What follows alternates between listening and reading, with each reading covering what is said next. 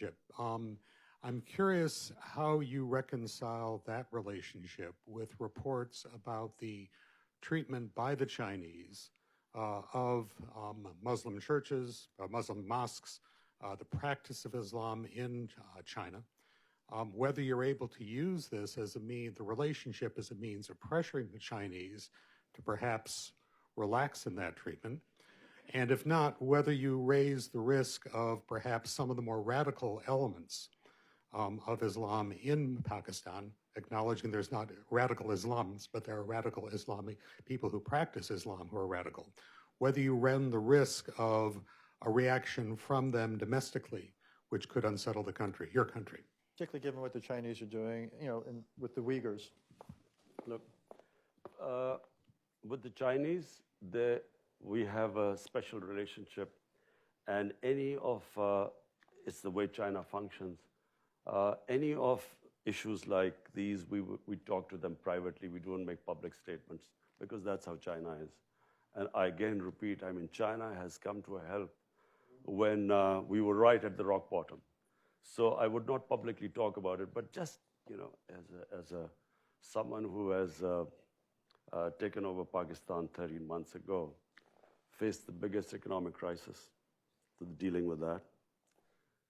We have a problem in Afghanistan trying to settle that.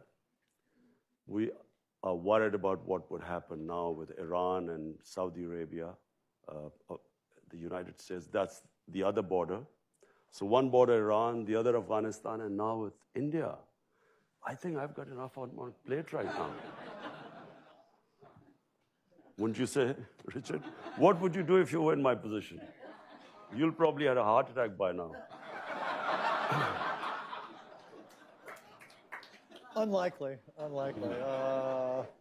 I would welcome that conversation.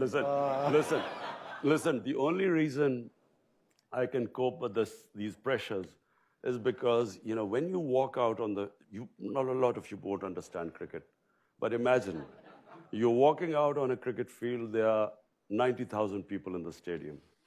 You walk 70 yards down into the middle of the pitch, and the worry that you can be out first ball and you will have to walk all the way back with 90,000 people. So that takes character. It builds. So you are able to play under pressure once you cope with that. And that's the only way I have coped. And Richard, you would not have been able to. I'm telling you.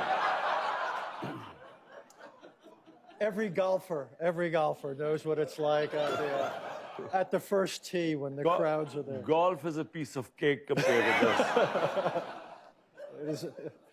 We could continue that, but I will show uncharacteristic discipline. Sure.